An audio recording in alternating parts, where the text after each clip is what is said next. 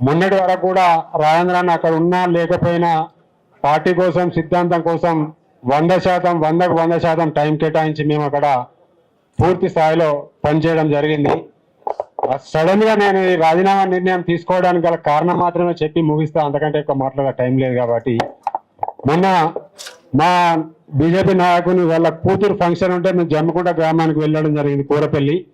అక్కడ మా మండలానికి సంబంధించిన అందరు నాయకులు కలిసి అన్నారు, రేపు ఒకసారి ఈటెల అందరి దగ్గర పోదాం, ఒకసారి మన సార్ను కూడా ఒకసారి ఇటు రమ్మనాలే, స్థానిక సంస్థల ఎలక్షన్లు వస్తున్నాయి, మనకు కూడా పోటీ చేసే ఆలోచనలు ఉన్నాం కదా అందరం అని అనుకుంటే, నేను అక్కడ లోకల్కి సంబంధించిన ఒక గ్రూప్లో ఈటెల అభిమానుల గ్రూప్లో ఒక మెసేజ్ పెట్టినారు. రేపు పొద్దున వినాయక మండలంలో ఈటెల అభిమానులకు సంబంధించిన సమావేశం ఏర్పాటు చేయడం జరిగింది, మీరు అందరూ తప్పకుండా 10 గంటలకు రావాలని కోరాలని ఒక మెసేజ్ పెట్టినారు.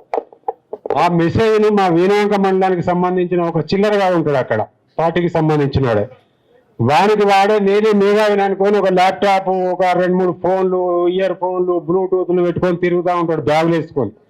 వాడే ఇవన్నీ ఫేక్ న్యూస్ అంతా సృష్టించకుండా అక్కడ దాన్ని అది చేసేదంతా అక్కడ వాడే. అవన్నీ ఎన్నటి నుంచో మాకు తెలుసు, కాకపోతే పెద్దగా పట్టించుకోము.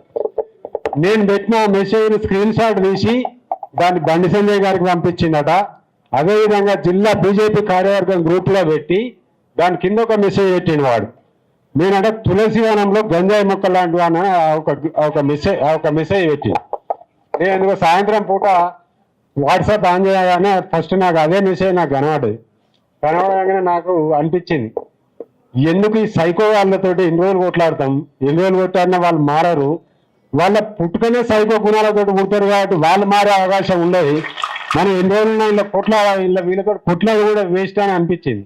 అప్పుడే ఒక నిర్ణయం తీసుకున్నా. అది కాక ఇంకొక కారణం ఉంది, జమ్మికుంట గ్రామానికి చెందిన ఒక వ్యక్తి వాడు కూడా ఇంత ఉంటాడు, వాడనే అంటే ఇప్పుడు నేను, ఎందుకంటే ఈటెల రాజేందర్ గురించి ఒక కామెంట్ పెట్టిండు. ఒక ముందు రోజు అక్కడ కూడా ఒక సమావేశం, ఈటెల రాజేందర్ గారికి సంబంధించిన సమావేశం అక్కడ కూడా పెట్టుకున్నారు. వాళ్ళు పెట్టుకుని ఆయన ఏం పెట్టిండంటే, ఈటెల రాజేందర్ గారట మండలానికి ఒక 50 కార్లకు పైసలు ఇచ్చి, డీజిల్ పోపించి, భోజనాలకు పైసలు ఇచ్చి, మీరంతా నా ఇంటికాడికి వచ్చి ధర్నా చేయరి, మీరే రావాలి, మీరే దిక్కని ధర్నా చేయరి అని కార్యకర్తలు బతిలాడుకుంటాడు అని పెట్టిండు ఒక మెసేజ్. వాడు ఎంత చిల్లరగాడంటే, ఇప్పుడు నేనే హుజరాబాద్ మున్సిపల్ చైర్మన్, రాబోయే చైర్మన్ అని చెప్పుకుంటాను. ఎందుకంటే నేను డైరెక్ట్ చెప్తా, నేను రాజీనామా చేసిన, నేను రేపటి సంగతి పార్టీలో కొనసాగే ఆలోచన కూడా నాకు లేవు. ఎందుకంటే వాడనే అంట వాళ్ళ అమ్మకో ఎవరికో మోకాలు ఆపరేషన్ అవసరం అయితే 2,50,000 రూపాయల సంబంధించిన అవసరం అయితే ఈటెల రాజేందర్ గారు ఆయనకు ఆపరేషన్ చేయించారు. ఈటెల రాజేందర్ గారు ఆ మాట వాస్తవం, వారికి తెలుసు, జమ్మిగూడకు సంబంధించిన ప్రతి ఒక్కరికి తెలుసు. అలాంటి వాడు కూడా ఈటెల రాజేందర్ గారి గురించి మెసేజ్లు పెడతాను.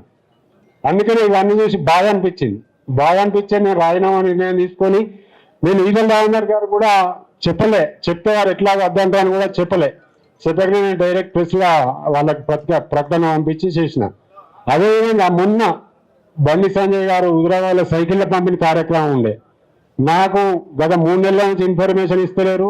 జిల్లా అధ్యక్షుడు అనేటోడు ఈటెల రాజేందర్ మనిషి ఎక్కడున్నా వారిని అనగదొక్కే కార్యక్రమాల్లో ఉన్నారు. వేరే ఆయనకు ఇంకా పార్టీని డెవలప్ చేసే పని కాదు, ఆయన వీళ్ళని అనగదొక్కే పనులు ఉన్నారు. మరి నేను పత్రికా ముఖంగా భారతీయ జనతా పార్టీ అధ్యక్షులు రామచంద్రరావు గారికి చేతులెత్తి జోడించి నమస్కరించి వేడుకున్న, అసలు కరీంనగర్ జిల్లాలో హుజరాబాద్ నియోజకవర్గంలో ఇది ఇట్లా ఎందుకు జరుగుతుంది, దీనికి కారణం ఏంటి?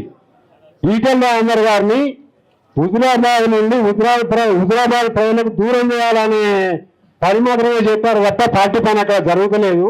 మొన్న వారు వచ్చిన సైకిళ్ళ పంపిణీలో బాగా కార్యక్రమంలో బాగా కొందరు ఈటెల రాజేందర్ అభిమానులు అక్కడ ఫ్లెక్సీలలో ఈటెల రాజేందర్ గారి ఫోటో పెట్టుకొని ఫ్లెక్సీలు కడితే ఇక అక్కడ జిల్లా అధ్యక్షుడు గంగాధర కృష్ణారెడ్డి గారు డైరెక్ట్ వాళ్ళకి వార్నింగ్ ఇచ్చారు, బిడ్డ నువ్వు ఎట్లా ఈటెల రాజేందర్ ఫోటో పెడతావు, నీకు ఈ రోజు నుంచి నీ పని అయింది, నీ చాప్టర్ క్లోజ్, నీకు ఏది రాదు, నువ్వు లైన్ దాటినా ఉంటాడు. ఏంటి లైన్ అంటే, లైన్ దాటడం అంటే ఏంటిదో మా జిల్లా అధ్యక్షుడు నేను సూటిగా అడుగుతున్నా, నువ్వు చెప్పాలి. ఎందుకు ఈటెల రాజేందర్ గారి పేరు ఫోటో ఫ్లెక్సీలు ఉండొద్దో నువ్వు చెప్పాలి. ఆయన 25 సంవత్సరాల నుండి హుజరాబాద్ నియోజకవర్గంలో 7 సార్లు ఎమ్మెల్యే తెలిసింది, 2 సార్లు మంత్రిగా హుజరాబాద్ నియోజకవర్గానికి ఎన్నో రకాల సేవలు చేసి హుజరాబాద్ నియోజకవర్గాన్ని రాష్ట్రంలోనే అగ్రపదాన్ని నిలిపిన వ్యక్తి ఈటెల రాజేందర్ గారు. మరి మీరు ఈటెల రాజేందర్ గారు బీజేపీలోకి వచ్చిన తర్వాత మీకు బీజేపీకి ఏమైనా నష్టం జరిగిందా, లాభం జరిగిందా? అది కూడా మాకు క్లారిటీ కావాలని అడుగుతున్నా నేను. ఈటల రాజేందర్ గారు మీద అప్పుడు బీజేపీ నుంచి పోటీ చేసిన పుప్పాల రఘు ఆయనకు వచ్చిన ఓట్లేమి హుజరాబాద్ నియోజకవర్గంలో ఆయనకు వచ్చిన ఓట్లు మొత్తం 1600. మరి ఈటల రాజేందర్ గారు బీజేపీలోకి వచ్చిన తర్వాత వచ్చిన ఓట్లేమి. నిన్న అదేవిధంగా బండి సంజయ్ గారు కూడా మేము హుజరాబాద్ మీటింగ్లో అవమానపరిచే విధంగా మాట్లాడారు. 100% మేము బాధపడుతున్నాం. మేము బండి సంజయ్కి వ్యతిరేకంగా మేము దేశిస్తలేం. హుజరాబాద్ నియోజకవర్గంలో నా ఓటమికి కుట్రలు చేసిరని మాట్లాడిండు. అది దానికి చాలా బాధపడుతున్నాం. మేము బాధతోటే నిర్ణయం తీసుకోవడం జరిగింది. పార్టీలు ఉంటే రాజధాని ఎప్పటికీ ఒక ముచ్చట చెప్తాడు, పదవుల కోసం పెదవులు మూసేదాన్ని కాదని చెప్తాడు. మేము కూడా అదే అనుకున్నాం. మా ఆత్మాభిమానం కంటే ఈ పదవులు ఎక్కువ కాదని భావించి నిర్ణయం తీసుకున్నాం. ఎవరు కుట్రలు చేసిరో మీరు బయటగా మాట్లాడండి, పేర్లు చెప్పండి. మీకు అప్పుడు మీకు 2019 అప్పుడు మీరు ఎంపీగా పోటీ చేసినప్పుడు మీకు హుజరాబాద్ కాన్స్టిట్యూన్సీలో వచ్చిన ఓట్లేమి, ఇప్పుడు మీకు మొన్న 2024 వచ్చిన ఓట్లేమి, ఆ రికార్డులన్నీ ఉన్నాయి. మా దగ్గర చర్చకు మేము సిద్ధమని చెప్తా ఉన్నా. నేను డైరెక్ట్ చెప్తా ఉన్నా, దేనికైనా సిద్ధం. హుజరాబాద్ అంబేద్కర్ చౌరస్తాలా నేను మీ రికార్డులను తీసుకొచ్చాక వేస్తా. నేను ఏ ఒక్కరితో కూడా బండి సంజయ్ ఓటేద్దు, బీజేపీకి ఓటేద్దు అని చెప్పి నేను ఇప్పుడు ఇక్కడ 5 మండలాలు 2 టౌన్లు ఉన్నాయి. అందరు సంబంధించిన నాయకులతోటి నేను ఎంతో కలిసికట్టుగా వారందరితో స్నేహం చేస్తూ 100% వాళ్ళతోటి నియోజకవర్గంలో పొద్దున్నుండి రాత్రి వరకు తిరిగి కూడా వాళ్ళతో కష్టపెట్టుకుంటా కూడా వాళ్ళను పార్టీ కోసం పనిచేయించిన తప్ప ఏ ఒక్కరైనా మా వాళ్ళకి కానీ ఎవరికి కానీ బండి సంజయ్ కోటేద్దు, బీజేపీ కోటేద్దు అని చెప్తే నేను ఇప్పటి కూడా రాజకీయ సన్యాసం తీసుకుంటా అని చెప్తా ఉన్నా. మేము పార్టీ కోసం రాజధాని కోసం వచ్చి సిద్ధాంతం ప్రకారం పనిచేసినా తప్ప ఏ ఒక్కరోజు కూడా ఎదుటి వాళ్ళను నమ్మించి మోసం చేసే అలాంటి గుణాలు మా దగ్గర లేవు. బాధతోటి నిర్ణయం తీసుకున్నా.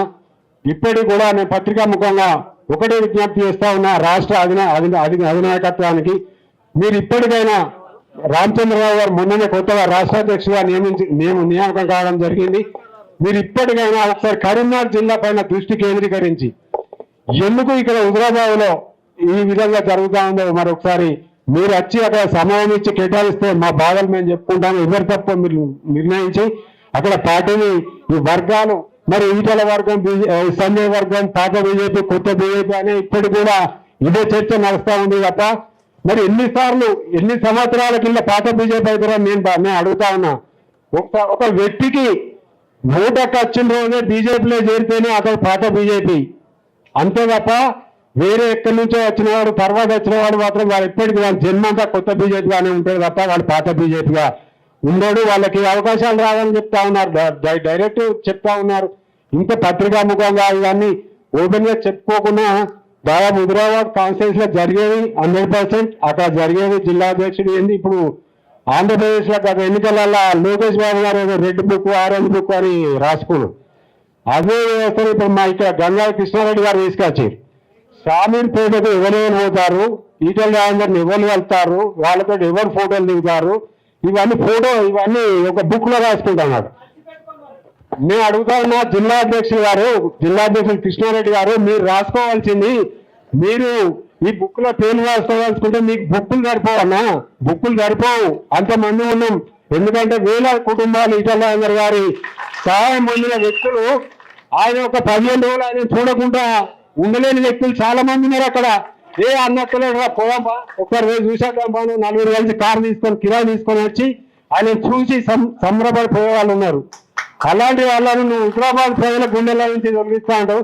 నువ్వు బుక్ రాసుకుంటే నీకు ఒక కమ్మదారు, నీ బీజేపీలో అసలైన బీజేపీలో ఎంతమంది రాసుకుంటే ఒక్క కమ్మలో సరిపోతుంది. నీ కాన్స్టిట్యూన్సీ మొత్తం నువ్వు మా అందరి రాసుకోవాలంటే నీకు బుక్కులు కూడా సరిపోవు.